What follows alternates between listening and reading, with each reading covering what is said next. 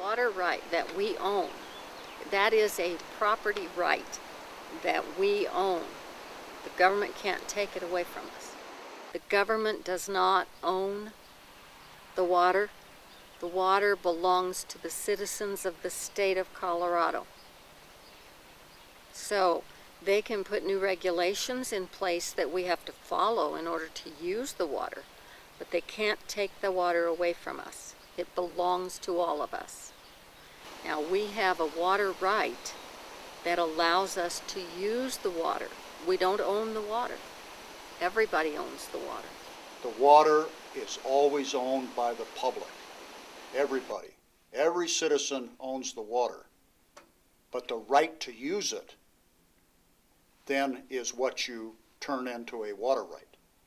You know? The water right belongs to, you could say nature, you could say the people. The question is who can take it and consume it.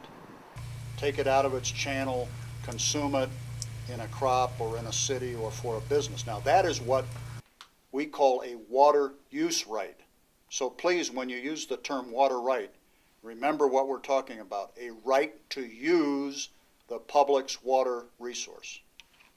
The best way that I can describe a more generalistic view of how indigenous people view water is that you may have heard the term Mother Earth, and we believe that the earth is our mother. She provides just like a mother does. She provides everything we need to survive, and that's part of the reason why we have no real sense of private ownership. Nobody owns their own mother. It's part of your family. When you think of it like that, you think of it as harming your mother. So if you were to do something that were to pollute a river or a land or a canyon or the air, it is thought of as harming your mother's body, and nobody would want to do that. Right now, the Colorado River is overprescribed as far as the use of the water. Now,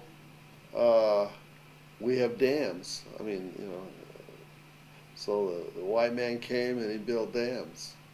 And then the white man said, well, you know, you have to have water rights. And so the native peoples never understood that. They were able to negotiate, you know, for water rights. It took a long time. But they have rights to a certain amount of water, which actually took 100 years to adjudicate, all the way to the Supreme Court, where, you know, the Europeans wanted to give the native people, like, you know, we give you 300 buffaloes or something like that. And they said, no, we don't need your charity.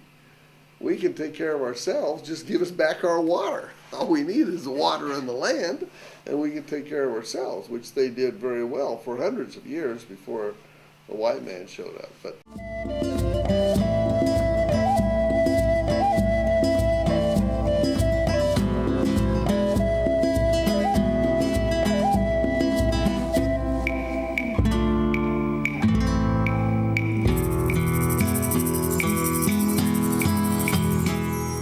because it's very precious. The whole of life depends upon a water supply. So always human beings have figured out how to divert water and put it to what we would call in Colorado beneficial use. And beneficial use is whatever water is needed for.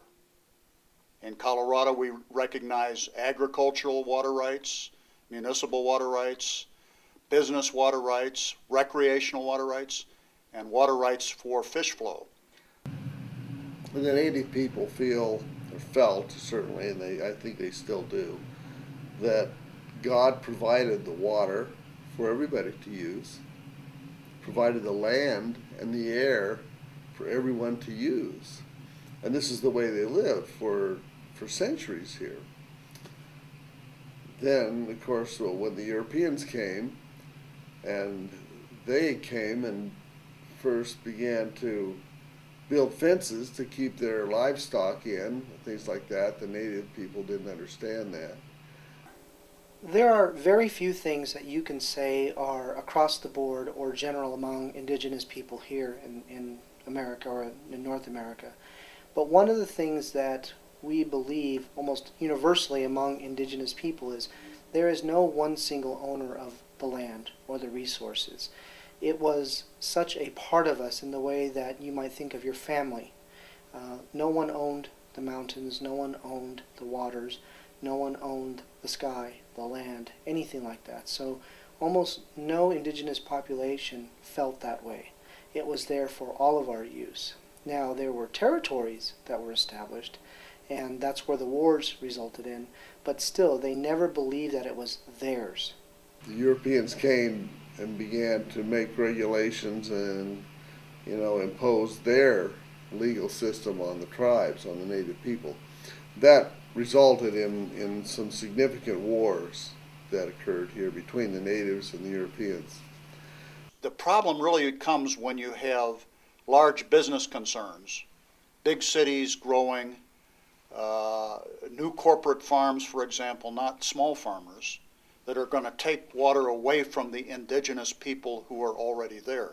Now, in our country, we have a law that requires us to recognize the rights of the Native Americans based upon the reservations that were set aside for them by the government back in the 1800s. And there have been a lot of people who wanted to take the water away from them, and the law says they can't do that. The Native people really don't have a say in that anymore. They only have a say on what's going on through their reservation. We may make some opinions about it, but we've lost that ability to comment and to really influence what happens to the land and water outside our own reservation. And that has been something that has been very detrimental to the indigenous people. Because we've been confined to our reservations, we've lost that ability to have a say in how the land is protected, how the water is protected, who uses it, if it's polluted or not. We've lost that ability.